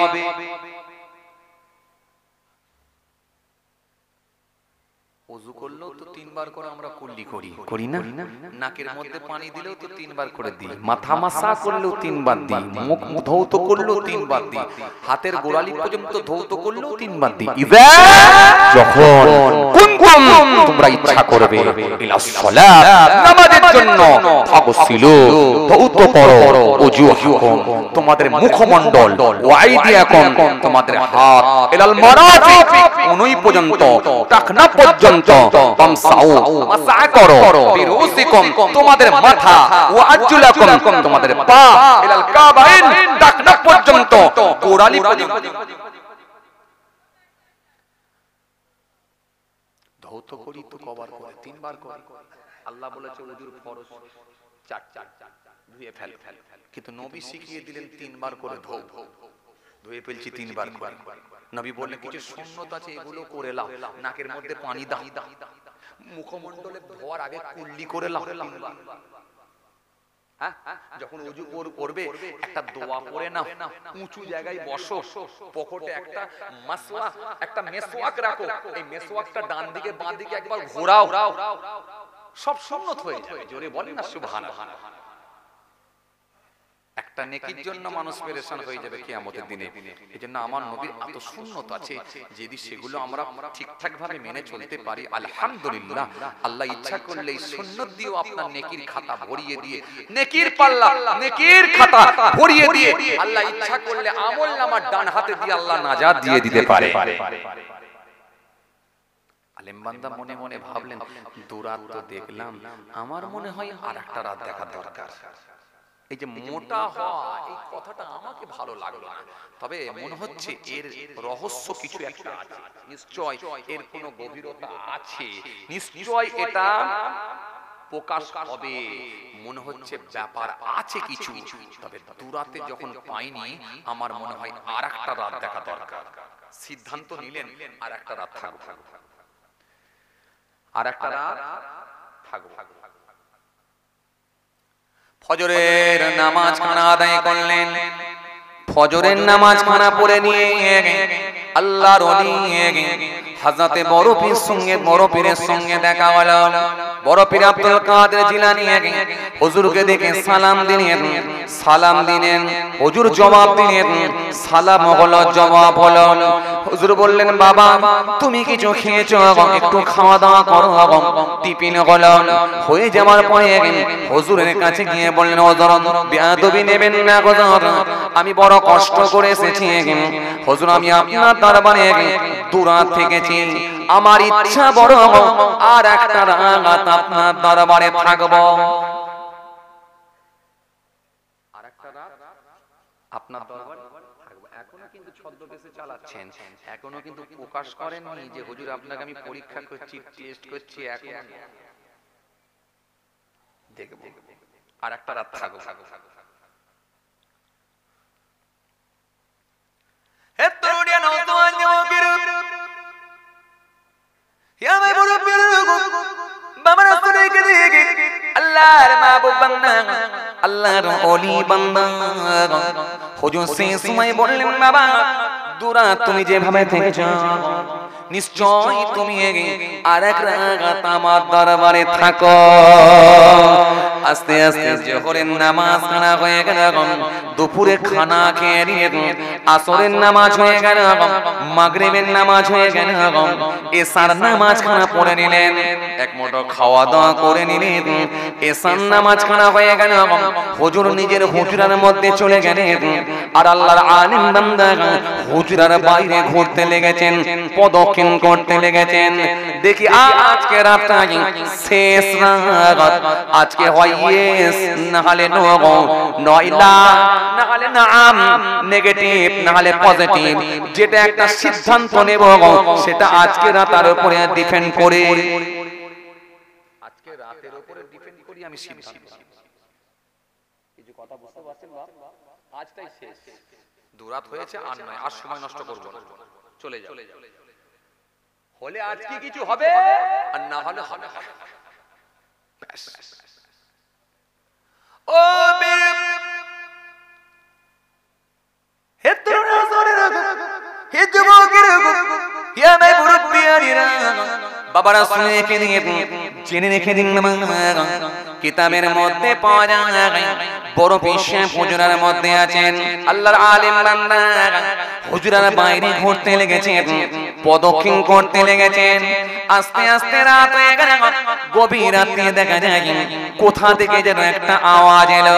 আল্লাহর আলিম বান্দা শুনতে পাননি, কোথা থেকে একটা আওয়াজ এলো, এ বড় পিশে বলো বলো তোমার ইবাদতে আমি আল্লাহ খুশি হয়ে গেছি, বলো বলো তুমি এর বিনিময়ে কি নিতে চাও। আল্লাহর ওলি বান্দা, আল্লাহর মাহবুব বান্দা, আল্লাহর খাস বান্দা হযরত বড় পীর আব্দুল কাদের জিলানী কুতুবে রব্বানী মাহবুবে সুবহানী কাদের জিলানী হুজুর আমার সেই সময় বলেছিলেন, ও রব্বি আল্লাহ, আপনি যদি আমার উপরে খুশি হয়ে থাকেন, রাজি হয়ে থাকেন, আপনি আমাকে মোটা করে দেন। ও আমার আল্লাহ, এমন মোটা করে দেন, এমন মোটা করে দেন, এমন মোটা করে দেন, আমি একাই যদি জাহান্নামের দরজার সামনে দাঁড়িয়ে যাই, আমার রাসূলুল্লাহর একটাও যেন গুনাহগার উম্মতরা জাহান্নামের মধ্যে প্রবেশ না করতে পারে। আরো জোরে বলেন, আরো জোরে বলেন, ও আমার আল্লাহ, আপনি আমাকে এমন মোটা করবেন, আমি একাই জাহান্নামের দরজার সামনে দাঁড়াবো, এমন ভাবে কাট করে দেবো, এমন ভাবে আটকে দেব, এমন ভাবে কাট করে দেব, এমন ভাবে আটকে দেব, আমার নবীর গুনাহগার উম্মতেরা একটাও যেন জাহান্নামের মধ্যে প্রবেশ না করতে পারে। ও আমার আল্লাহ, আমি বড় পীর এরকম মোটা হতে চাই। আল্লাহ আলিম বান্দা বলেন, মিলে গেছে, পেয়ে গেছি, যেটা আমি জানতে চেয়েছিলাম বুঝে গেছি। সাধারণ কোন মানুষ নয়, ডাইরেক্ট কানেকশন, যোগাযোগ স্বয়ং আল্লাহর সঙ্গে হচ্ছে। ফজরের নামাজ খানা পড়ে নিয়ে আল্লাহর আলিম বান্দা হুজুরের কাছে গিয়ে পৌঁছে গেলেন।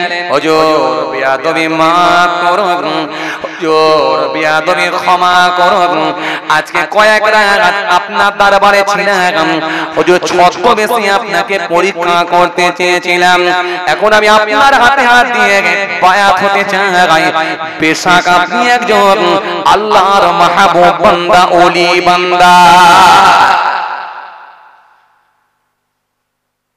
কথা বুঝতে পারছেন বাবাজি? হ্যাঁ, এই টেস্ট, এই পরীক্ষা, যেন আমি আপনাকে কি বললাম, একটা ইবাদত করে আবেদ লোকের ভাবনা চিন্তা ধরন আলাদা হবে, একটা আলেমের চিন্তা ভাবনা আলাদা হবে, এক হবে না। কথা বুঝছেন? চলেন আমি আবার সেই পূর্বের দিকে ফিরে যাচ্ছি, এবার সেই আগের দিকে চলে যাচ্ছি। কোথা থেকে ছেড়েছিলাম বলেন দিকে নিয়ে? হ্যাঁ,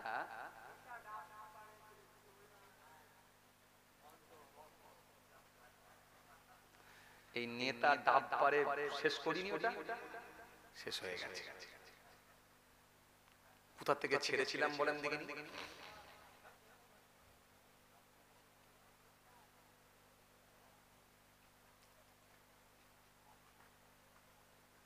বলে গেছেন চাচা? একটু মোটামুটি জায়গাটা ধরে রেখেছে, আলহামদুলিল্লাহ চাচা একটু ধরে রেখেছে, কিন্তু ঠিক অ্যাকুরেট জায়গাটা হচ্ছে না।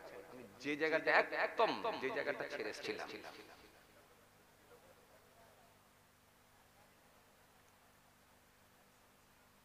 না না ওরা বলতে নাই। কথা বলেন বলেন বলেন।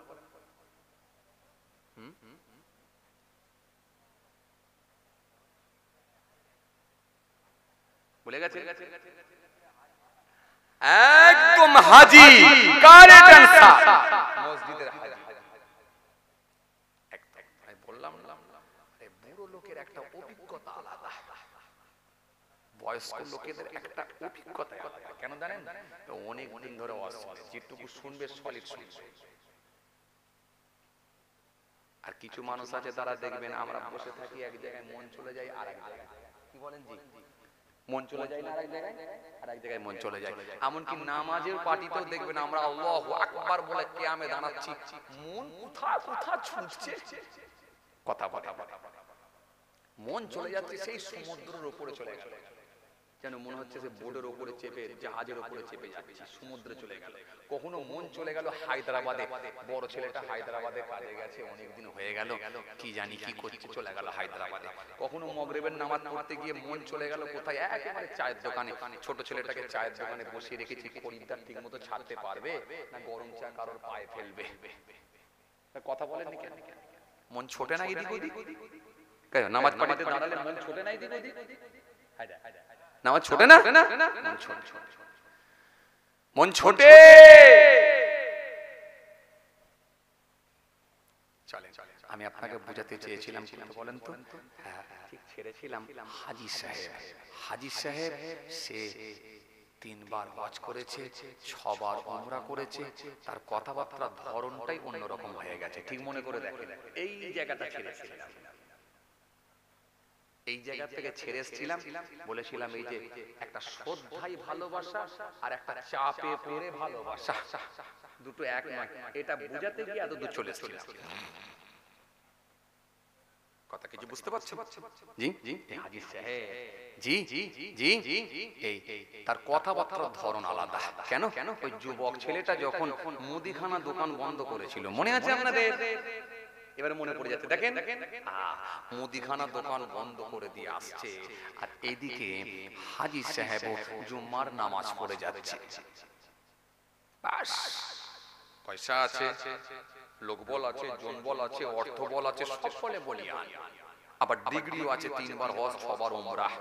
কেউ ঠেকাতে পারে নাকি?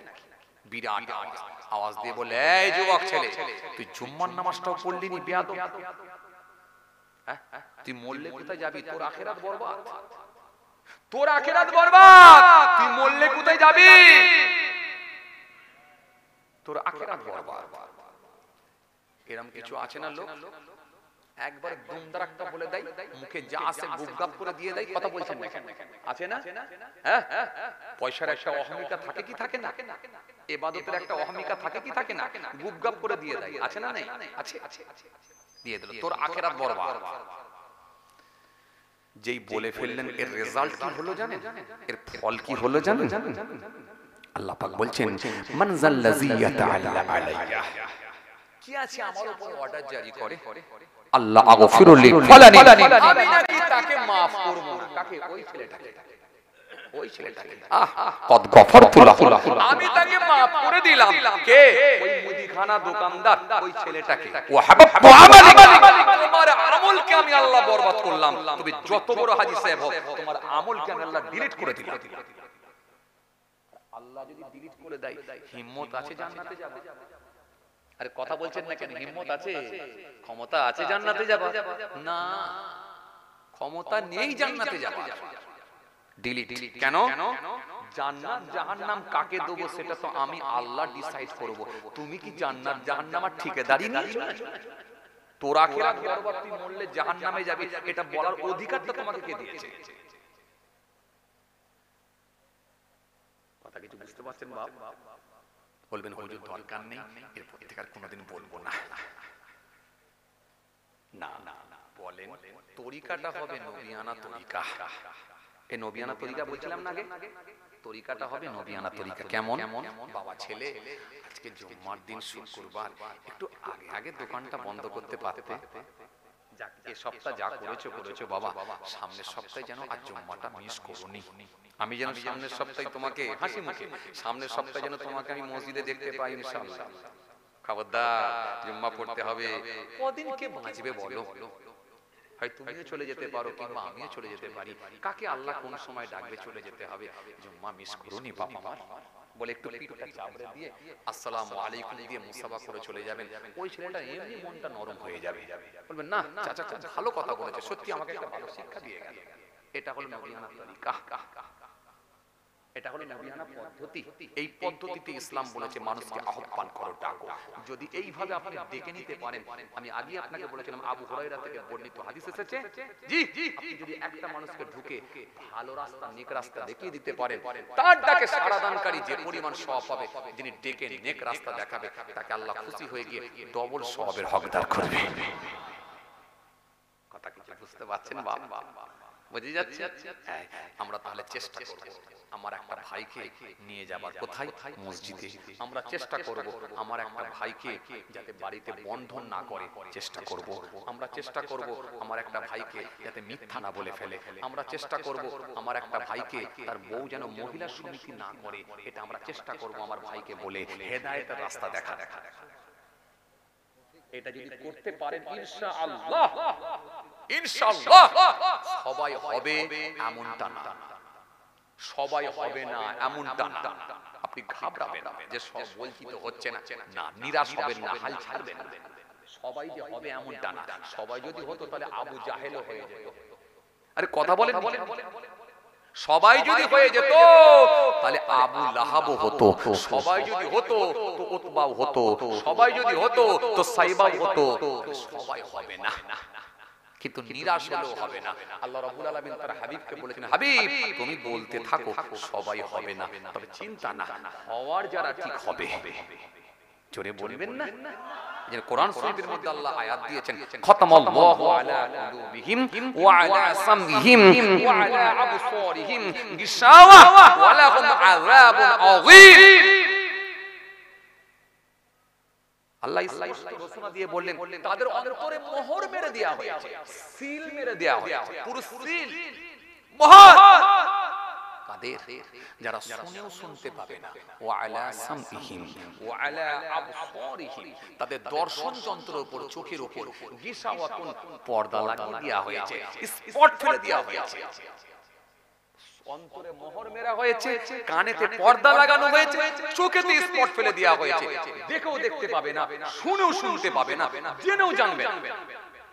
আল্লাহ বলছে ওয়ালাহুম আযাবুন আযীম, তাদের জন্য রয়েছে আমার কঠিন আযাব। বাকিটা আমি আল্লাহ দেখে নেব। তুমি বলো, চেষ্টা করো, 10 জনকে বলে যদি দুজনও আসে, তুমিও কিন্তু মনে রাখবে সওয়াবের হকদার হবে। চেষ্টা করো, তোমার একটা ভাইকে বলো জাহান্নামের আগুন থেকে বাঁচাবার চেষ্টা করো। এটা আপনার দায়িত্ব, আপনার দায়িত্ব। আপনার পরিবারকে ঠিক রাখা, আপনার পরিবারকে বাঁচানোর দায়িত্ব আপনার। তখন তো বলতে হয়নি যখন কন্ট্রোলের ফিঙ্গার মারতে বলেছিল বাড়ির হেডকে, আমি এটা কথা বলে না। ক ছেলে চাচা? দু ছেলে। মেয়ে কটা? একটা। বউ কটা? একটা। বাকি আমি। মোট কজন হলো? 3 একে 2 একে 3 একে 4 4 একে 5। এই 5টা আমার সদস্য সদস্যা, মোট 5 জন আমার ফ্যামিলি। তার ভেতরে হেড আমি, ফিঙ্গার মারবো আমি। কথা বলে ফিঙ্গার কে মারবে? তখন বলেছে আমি। তো ফিঙ্গার মেরে তো তখন হেড বলে দাবি করলেন। আর আল্লাহ সেদিনে কিয়ামতে বলবে না হেড কে? তখন তো বলতে হবে আমি। তখন বললে হবে আমার বউ হেড, তখন বলতে হবে, তখন বললে হবে যে আমার মেয়ে হেড। ওসব কথা শুনবো না, তোমাকে হেড বানিয়েছিলাম, ফ্যামিলির হেড তুমি। এর কোরআন শরীফের মধ্যে আল্লাহ বলেছেন তুমি বাঁচো আর তোমার পরিবার বর্গকে বাঁচাও, এর দায়িত্বটা তোমার। ছোট ছেলেটা আজকে জন্মগ্রহণ করেছে, এখন কিছুই বোঝে না সে। তোমার হাতে দেশে তৈরি হচ্ছে, তুমি যেমন ভাবে তৈরি করবে সেইভাবে তৈরি হবে। আজকে কেন সুদখোর হলো? কেন লটারিখোর হলো? কেন গ্যাজেট টান মারছে? কেন মিথ্যা কথার উপরে পণ্য বিক্রি করছে? কেন সিগারেট ছাড়া চলতে পারে না? কেন আমানতের খেয়ানত করছে? নিশ্চয় তুমি তাকে সেই শিক্ষাটা দাও না। মার শুধু ওর পড়বে না, নিজের ঘাড়ে পড়বে। মার শুধু ওর ঘাড়ে পড়বে না, নিজের ঘাড়ে পড়বে। ছেড়ে দে মা, কেঁদে বাঁচি। কথা বলে না, ছেড়ে দে মা, কেঁদে বাঁচি। এত মারবে না, মারের কোনো ব্রেক থাকবে না। রাগ হয়ে যাচ্ছে নাকি আপনার? এই কথা বলছেন না কেন? যে বলে হুজুর চালা। হে তরুণিয়া নওজওয়ান জামাকেরা, হে আমার মুরব্বিয়ানেরা, বাবারা শুনে রেখে দেন। আর যদি না মেনে নেওয়া হয়, আল্লাহ বলছেন তোদেরকে আমি ছাড়ব না। ওয়ালাকাদ আহলাকনাল কুরুনা মিন ক্বাবলিকুম লাম্মা যালামু ওয়া জাআতুহুম রাসূলুহুম বিল বাইয়িনাত ওয়া মা কানু লিয়ুমিনু কাযালিকা নাজজিল কওমাল মুজরিমিন। আল্লাহ বলছে আমি ছাড়ব না। মাসমানি কত দেখলাম, তোদের থেকে বড় বড় মাসমানগুলোকে আমি দেখলাম ধুলিসাৎ করে দিলাম, নাম নিশানা মিটালাম, তাদের অস্তিত্বকে আমি আল্লাহ বিলীন করে দিলাম। নাম হলো তার ফেরাউন, রেগে আগুন পুরো গরম। আর লোকে বলছে তোমাকে কি লাগছে বলো? মুসা নবী বলছেন তোমাকে লাগছে দারুণ, রেগে আগুন পুরো গরম। নাম হলো তার ফেরাউন, নাম হলো তার নমরুদ। এই আর এক অদ্ভুত বেঁচে ছিল 1700। নবী ইব্রাহিম বললেন চলে এসো, চলে এসো, চলে এসো, চলে এসো, আল্লাহর দিকে ফিরে এসো। নাম হলো তার আবু লাহাব, নিজেকে বলল আমি বড় নবাব, জুলুম করা হলো তার স্বভাব। আল্লাহ যখন বললেন করে দিলেন বরবাদ। এই বড় বড় মাস্তানগুলো নিজেদেরকে বিরাট বড় মাস্তান বলে দাবি করেছিলেন, তাদের মাস্তানিকে আমার আল্লাহ সব ধ্বংস করে দিয়েছে। মাস্তানি আমার আল্লাহ ছুটিয়ে দিয়েছেন, তাদের অস্তিত্বকে আমার আল্লাহ বিলীন করে দিয়েছেন, তাদেরকে আমার আল্লাহ নিশ্চিহ্ন করে দিয়েছেন। আজকে দেখো তাদের আর কোনো খবর নাই, তাদের আর কোনো খবর নাই। ও বাবাজি আমার ভাইরা, মক্কার জমিনে চলে যাবেন, যখন আপনি পায়খানা করতে যাবেন, মক্কার জমিনে যখন আপনি টয়লেটে যাবেন, পেচ্ছাবখানায় যাবেন, ওই পেচ্ছাবখানায় যখন যাবেন তখন আপনার মনে পড়ে যাবে আবু জাহেলের কথা। কেন এই যে ঘরটা, এটা ছিল আবু জাহেলের ঘর, এখানেই ছিল আবু জাহেলের ঘর। আবু জাহেলের ঘরের জায়গা, আবু জাহেলের ঘরকে ভেঙে দিয়ে পেচ্ছাবখানা, আবু জাহেলের ঘরকে ভেঙে দিয়ে পায়খানা। সারা পৃথিবীর হাজী সাহেবেরা সেই জায়গায় গিয়ে পায়খানা করে, পেচ্ছাব করে, ইস্তিনজা করে। অনেকের আবার পেচ্ছাব না থাকলেও না লাগলেও জোর করে করে। আবু জাহেলের ঘরে ঢুকতে দেব না, এই কথা বলা কথা বলছেন না কেন? কেন আবু জাহেলের ঘর যখন গিয়ে দেখবে এটা আবু জাহেলের ঘর ছিল, এখানে এখন পায়খানা হয়ে গেছে, পেচ্ছাবখানা হয়ে গেছে, তখন মানুষগুলো দেখবে আবু জাহেলের কথা মনে করে হারে কত বড় বদমাশ ছিল। এই জন্য বাবাজি আমার ভাইরা, তাদের অস্তিত্বকে আমার আল্লাহ বিলীন করে দিলেন। কোরআন শরীফের মধ্যে আল্লাহ সুন্দর করে বললেন, কি বললেন? ওয়ালাকাদ আহলাকনাল কুরুনা মিন ক্বাবলিকুম লাম্মা যালামু। এই পৃথিবীর মানুষ শোনো, তোমাদের পূর্বের বহু প্রজন্মদেরকে আমি আল্লাহ ধ্বংস করে দিয়েছি, তাদের নাম নিশানা মিটিয়ে দিয়েছি, তাদের অস্তিত্বকে বিলীন করেছি। লাম্মা যালামু, যখন তারা জুলুম করেছিল, অত্যাচার করেছিল, মানুষকে ধরে ধরে নিধন করেছিল। ওয়াজাআতুহুম রাসূলুহুম বিল বাইয়িনাত, অথচ আমি আল্লাহ তাদের কাছে পাঠিয়েছিলাম নবী এবং রাসূলদেরকে প্রমাণাদি সহ। তারা প্রমাণ নিয়ে নবী রাসূলগুলো প্রমাণ নিয়ে মানুষের কাছে গিয়েছিল। জোরে বলবেন না? হযরত মুসা কালিমুল্লাহ প্রমাণ নিয়ে গেলেন তাওরাত কিতাব, হযরত ঈসা রূহুল্লাহ প্রমাণ নিয়ে গেলেন ইনজিল কিতাব, হযরত দাউদ আসলাম প্রমাণ নিয়ে গেলেন, হযরত দাউদ আসলাম জবুর কিতাব প্রমাণ নিয়ে গেলেন। আমাদের নবী নূর নবী, আখিরি নবী, নবী মুস্তাফা সাল্লাল্লাহু আলাইহি সাল্লাম কোরআন শরীফ। মাশাআল্লাহ, বড় ভাইজান হুজুর কিবলা তাসসিব নিয়ে চলে এসেছেন। সবাই একবার সম্মানার্থে দাঁড়িয়ে যান, সবাই দাঁড়িয়ে তাকবীর দেন, নারায়ে তাকবীর, আরো জোরে দেন নারায়ে তাকবীর, আরো জোরে দেন নারায়ে তাকবীর। সিলসিলায়ে মুজাদ্দিদুল জামান, সিলসিলায়ে মুজাদ্দিদুল জামান, সিলসিলায়ে মুজাদ্দিদুল জামান, খানদানে আহলে বায়াত, নারায়ে